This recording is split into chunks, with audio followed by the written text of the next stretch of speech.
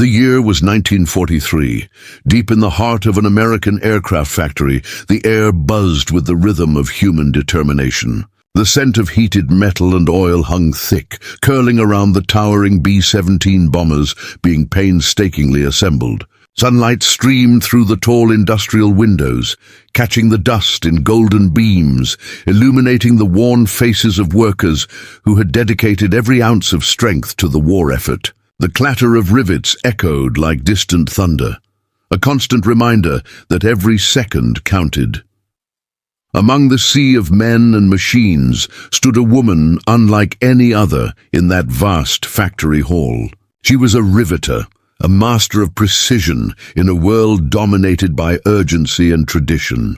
Her hands, steady and confident, danced over the aluminum wings of the B-17, her eyes scanning each joint with calculated focus.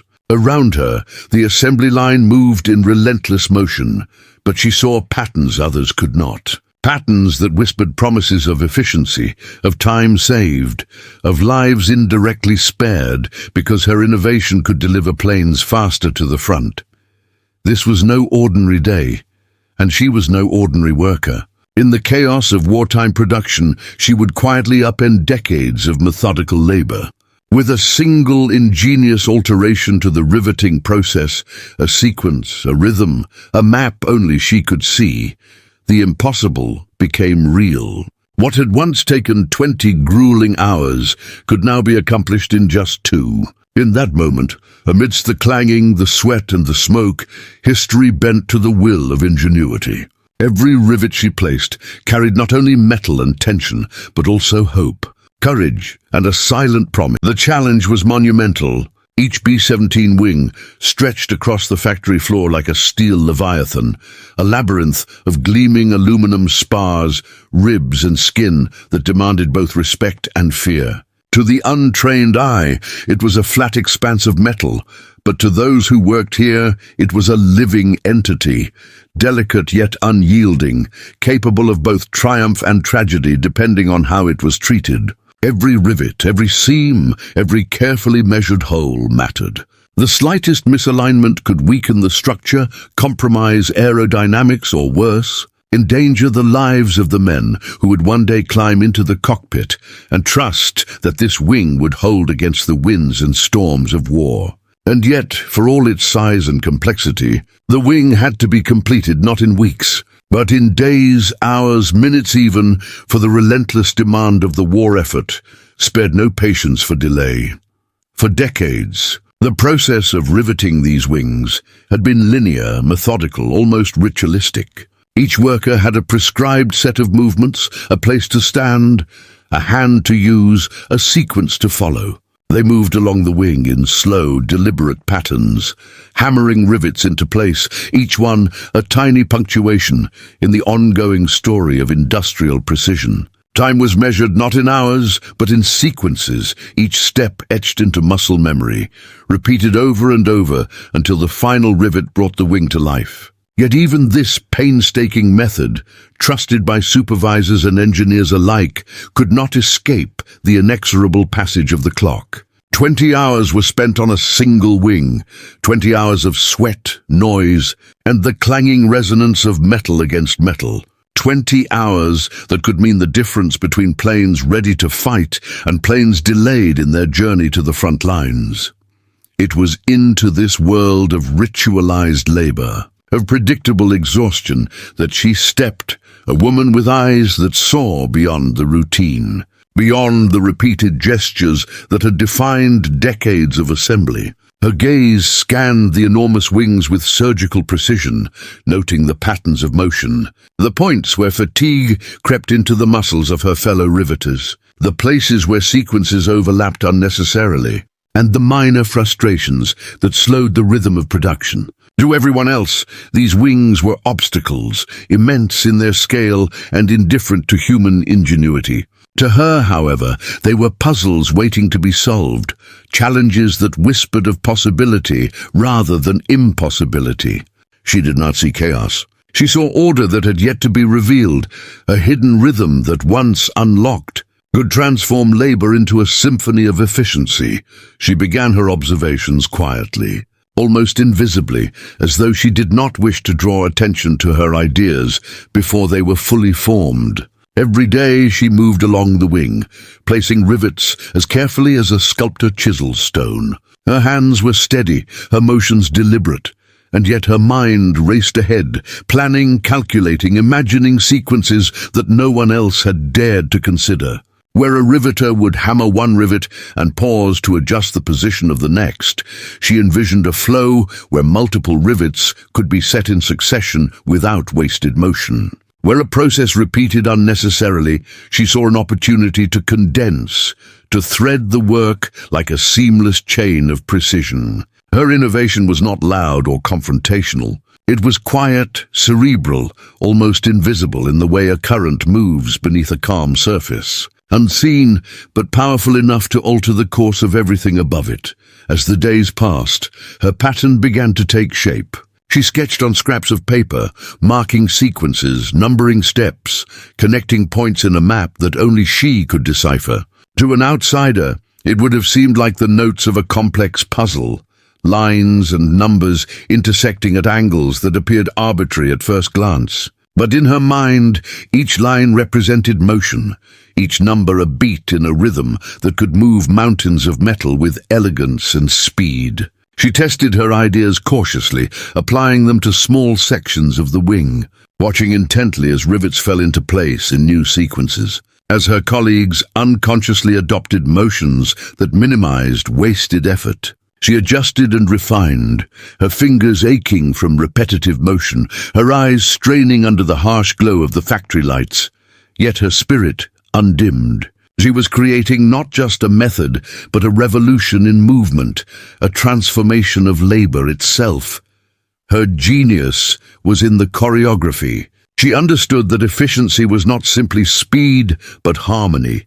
Each movement flowing seamlessly into the next, every riveter becoming part of a larger rhythm that resonated across the factory floor. Where tradition demanded strict sequences, she introduced flexibility, allowing workers to move in arcs and sweeps that conserved energy while accelerating production. She recognized the subtle ways in which fatigue slowed motion and accounted for it, creating a pattern that kept hands and arms in constant, comfortable motion, avoiding jerks or unnecessary lifting that would drain stamina. Riveting became less of a mechanical chore and more of a dance, a flowing motion guided by insight and observation. Each wing she worked on became a testament to this harmony, the aluminum skin gleaming under her hands, each rivet a note in the song she had composed across metal and time.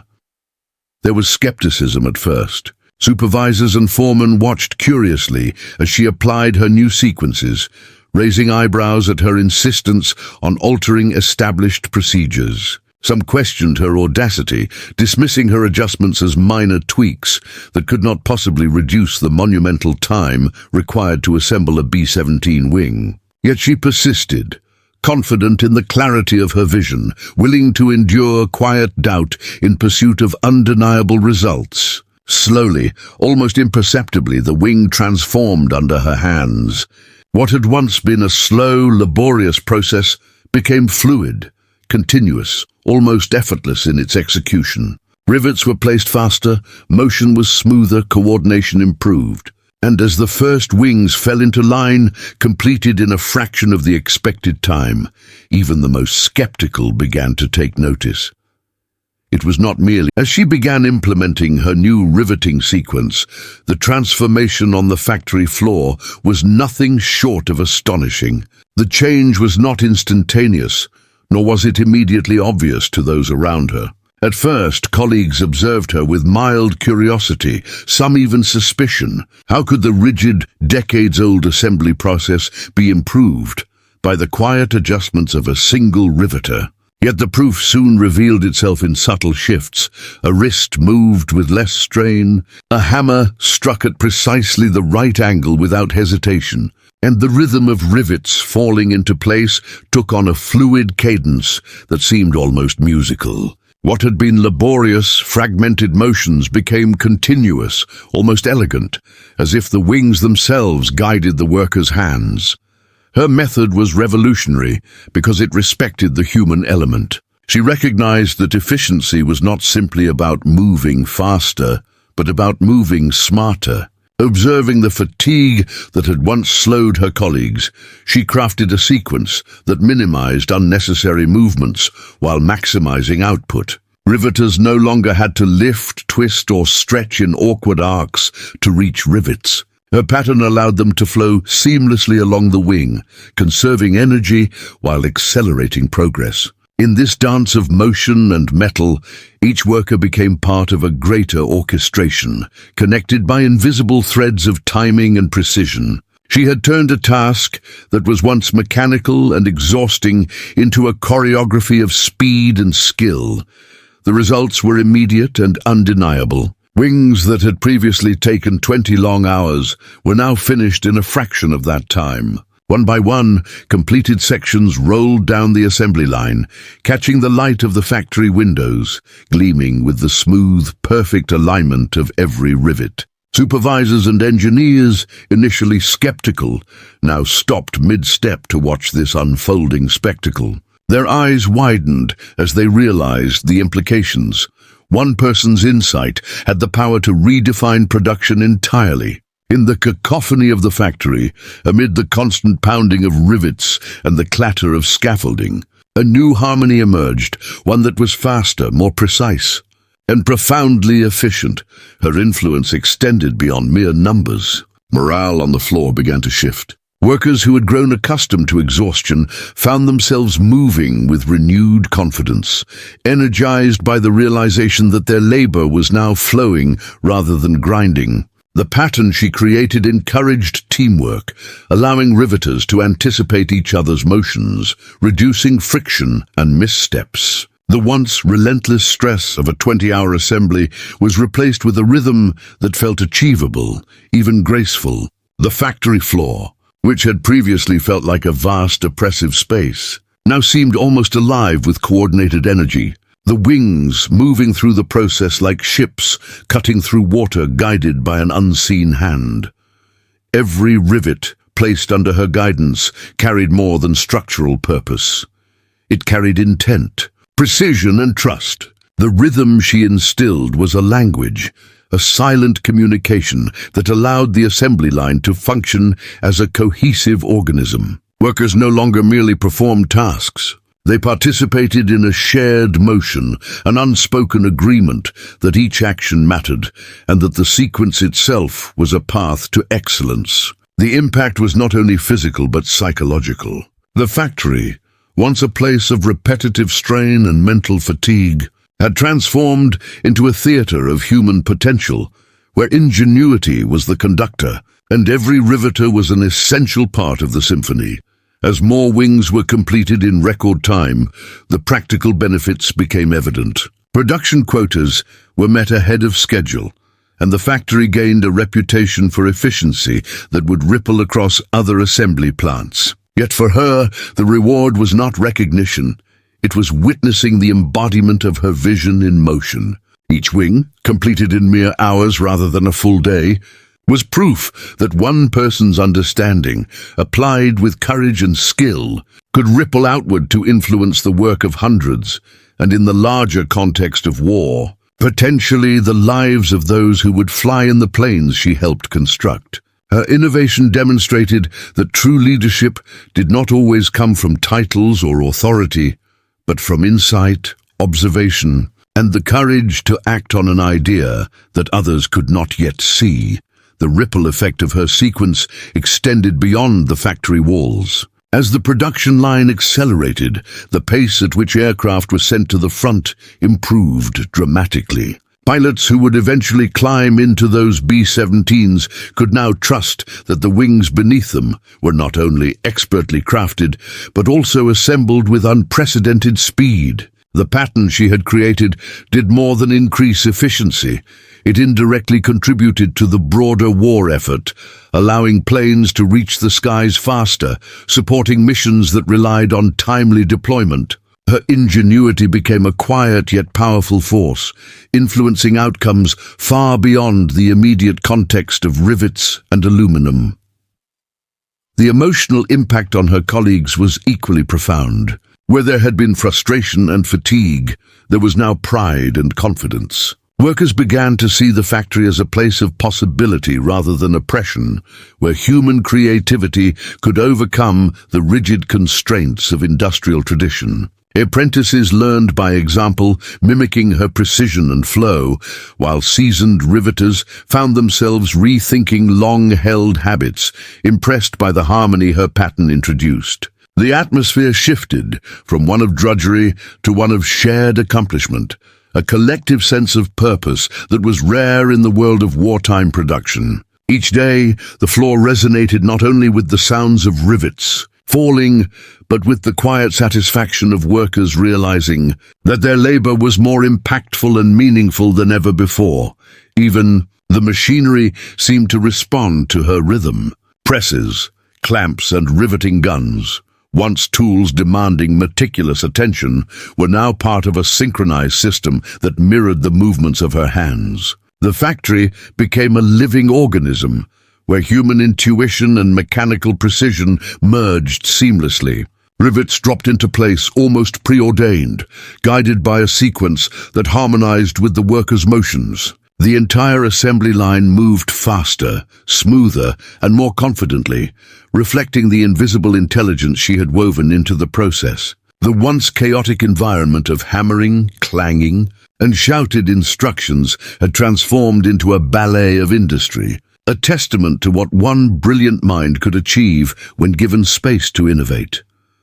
By the end of her first full week implementing the new pattern, the scale of the achievement became undeniable. The B-17 wings, colossal in size and complexity, were now being completed in a fraction of the time once thought necessary.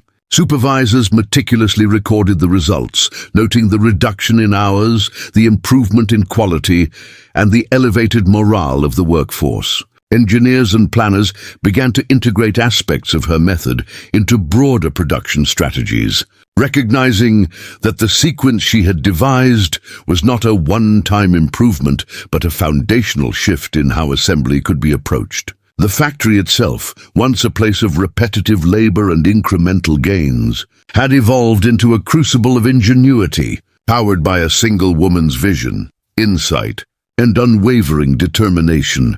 Her quiet triumph left a lasting impression. The rhythm she created, the harmony she introduced, and the speed she achieved demonstrated that efficiency was not solely a product of brute labor or machinery, but a combination of human observation, intelligence, and courage to challenge convention.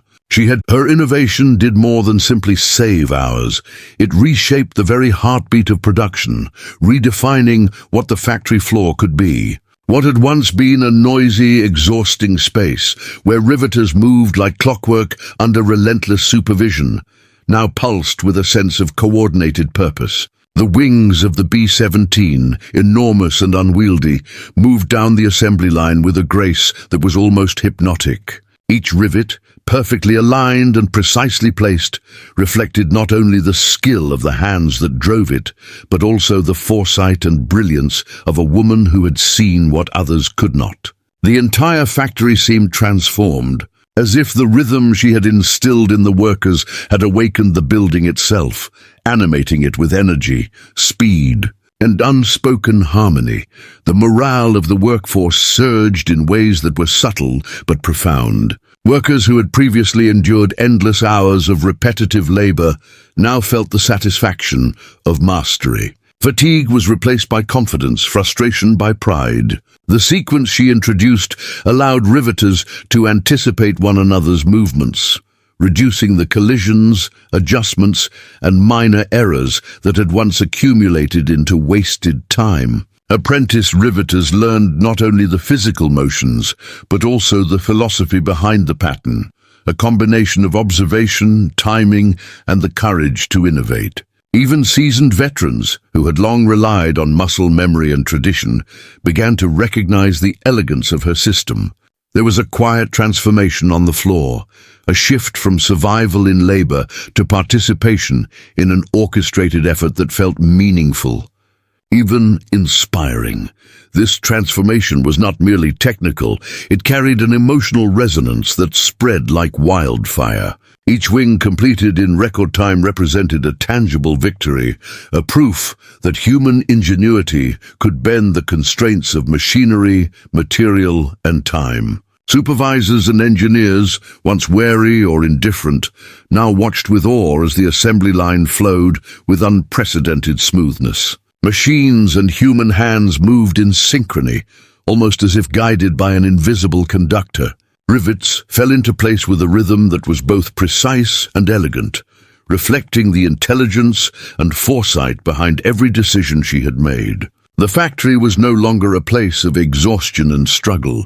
It had become a stage where skill, insight, and human coordination played out in a mesmerizing performance of productivity. The practical effects of her innovation rippled far beyond the factory walls. B-17 wings, completed in hours rather than days, meant planes were ready for deployment at an unprecedented rate. Pilots who would soon take these aircraft into the skies were unknowingly beneficiaries of her ingenuity. The speed of production could mean the difference between mission success and failure, between life and death in the air. Every rivet she influenced, every sequence she perfected, indirectly contributed to the effectiveness of the broader war effort. In a sense, her work became both a shield and a sword. It fortified the aircraft that carried men into battle, and it cut down the time between production and deployment, giving the Allies a strategic advantage in a conflict where timing and precision often determined outcomes. Her impact extended to the very culture of the factory. Where there had been rigid adherence to tradition, there was now a willingness to observe, adapt, and innovate. Workers began sharing ideas, testing small adjustments, and collaborating in ways that had previously been stifled by the weight of convention. She had demonstrated that progress did not require dramatic upheaval, but thoughtful observation and calculated action. Her method became a template, a model of efficiency that could be replicated across other lines and even other factories. The lessons of her innovation extended beyond rivets and aluminum. They became a testament to the power of insight, courage, and human creativity to transform environments and outcomes alike. There was also a deeply personal element to her achievement. In the midst of wartime production, where individual recognition was rare and the work often grueling, she had created something lasting, something visible in every wing that moved down the line. Her pattern, though initially invisible to the untrained eye, left an imprint on the factory that could not be erased. Workers instinctively followed her lead, even when she was not present, and the efficiency she fostered became self-sustaining. She had demonstrated that one person's vision, applied with determination and skill, could change not only a process, but the rhythm of an entire workforce. The quiet authority of her insight spoke louder than any orders, reshaping habits, attitudes, and expectations in ways that were profound and enduring. The wings themselves became symbols of her achievement. Each massive aluminum structure, meticulously assembled in record time, represented a triumph of ingenuity over exhaustion, of foresight over routine. As completed wings were lined up under the bright industrial lights, reflecting the glow of the factory and the dust motes dancing in the air, the scale of her contribution became tangible. Her innovation was no longer confined to sketches and sequences in her mind. It existed in physical form, in metal and rivets, in the smooth contours and precise alignment of every joint. To walk among them was to witness the tangible results of a mind at work, shaping outcomes with intelligence, courage, and a refusal to accept limitations imposed by convention.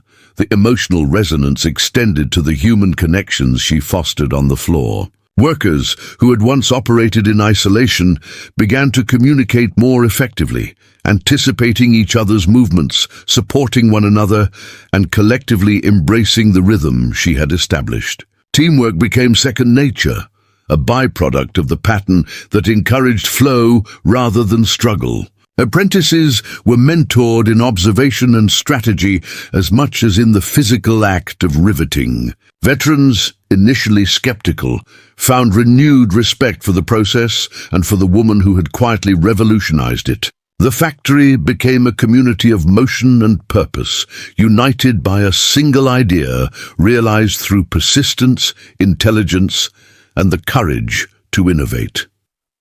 Even the management could not ignore the transformation. Production schedules, once tight and filled with stress, were now achievable with relative ease. Delays became rare, and the factory earned a reputation for reliability and excellence. Her method proved that efficiency was not just about labor or machinery. It was about insight, timing, and the intelligent application of knowledge. By the time the first fully assembled wings were shipped to the front, the impact of her work had already begun to ripple outward. The faster turnaround meant more aircraft in the air, more missions flown, and ultimately, more lives protected. Her contribution, quiet though it was, resonated far beyond the factory. Touching the skies where the planes she helped build would play a pivotal role. The full significance of her work became clearer over time. Where once the factory had been a place of mechanical repetition and fatigue, it was now a theater of human potential. Riveters moved with precision, confidence and pride. Machines operated in harmony with human hands, and every wing represented a triumph, not only of engineering, but of creativity, insight and courage. She had proven that innovation could emerge from observation, that one mind could alter not just a workflow, but the very culture of an institution. And in doing so, she left an indelible